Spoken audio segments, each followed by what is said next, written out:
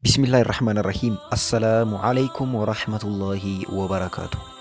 Namni muslima taatan hundi viidiyoo kana sirritti dhaggeeffadhaa. Nama muslimaa hundaaf sheer godhaa. Adaraa viidiyoo kana sheer gootanii iddoo hunda geessuu hin dagatinaa.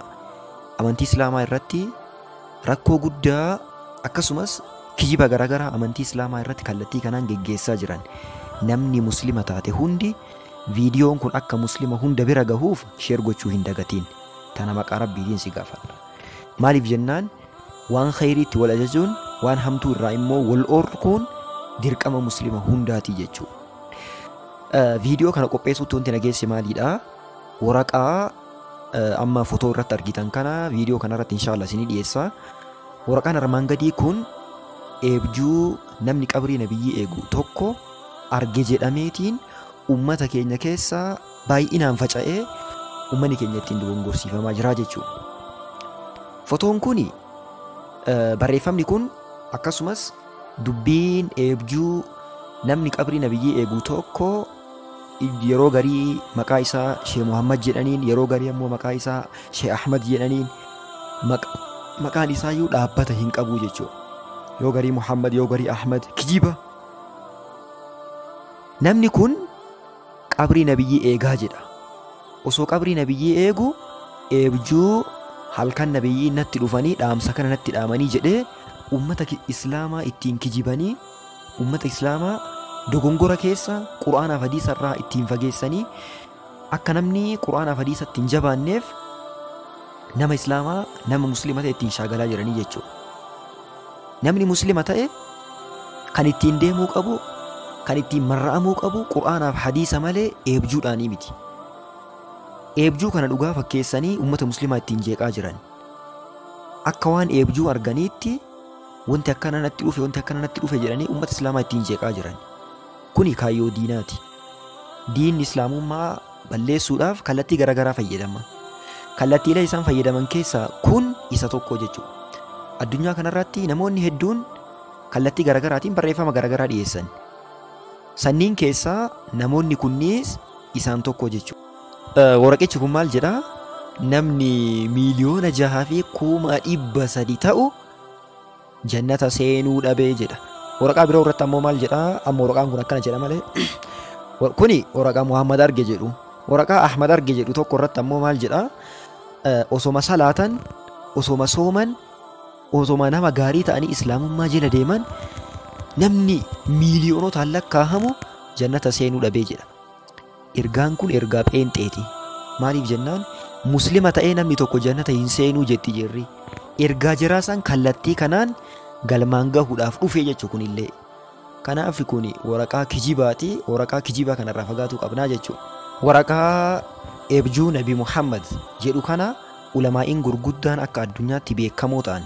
Fakkeenya kanneen akka Sheekh Abdulaziz ibn Abdallah ibn Baaz Ibn Baaz jedhamanii kan beekaman alimni guddaan akkasumas Sheekh Saalih Al-Fawzaan Muhammad Rashid Rida ulamaa'iin gurguddaan kunniin eebjuu kijibaatii ummanni muslimaa eebjuu akkanaa irraa fagaadhaa nuti kabulluun eebjuudhaanii mitii jedhanii ulamaa'iin gurguddaan kitaaba itti qopheessanii waan kana ummata muslimaa irraa fageessuudhaaf xaaraa turanii jechuudha. Wanti kun kaayyoon isaa maali jettanii yoo ka ilaaltan ta'e kaayyoon isaa maalidhaa?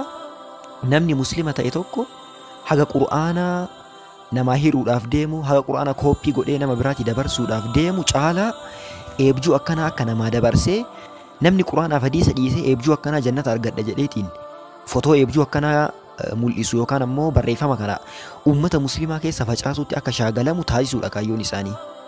Kaayyoon isaanii kun inshaallah galma isaaniif hin gahu.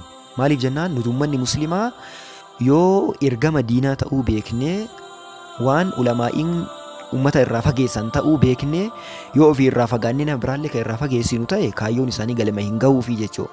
Kanaaf akka kaayyoon isaanii kun galma isaaniif hin geenne maal gochuu qabnaa?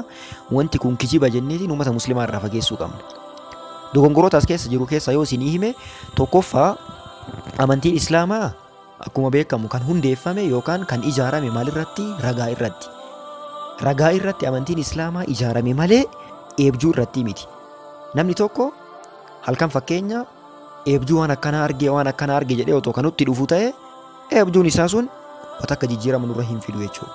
Maa jennaan quraanaaf hadiisni maal jedhe jedhama malee eebjuun namni arge sirri moo sirrii miti yookaan eebjuu kanaan deemna jedhamee hin deemamuu jechuudha. Tokkoffaan kana namni muslima ta'e quraanaaf hadiisaan bula malee eebjuu ni miti. Lammaffaa namni kun maal jedhaa namni fotoo barreeffama kana kooppii godheetiin nama haganaatii dabarse waan akkana argata jedheetiin ajrii garagaraa nutti hima. Ani ka gaafii natti ta'e ajrii garagaraa namni hoo akkanaa dalage waan akkana argata jedhee ka himuu danda'u Nabi Muhammadiin yookaan quraana malee namni biraa himuu hin danda'u. Fakkeenya namni khayrii akkanaa dalage waan akkana argata kanuun jechuu danda'u Rabbiin qofa akkasumas Nabi Muhammadiin qofa malee namni biraa lafaa ka'ee yoo waan akkanaa dalagdan ajrii akkana argattan namaan jechuu hin danda'u. Kunuu kijibaa jechuudha. Sadaffaa waraqaa kana namni cire yeroo hojii akkanaa fakkeenya namni hojii nama maqaa musliimaa ka qabu hojii waraqaa kana tuffatee ciree jedha hojii irraa ari'amee jedha akkasumas hin du'ellee jedha.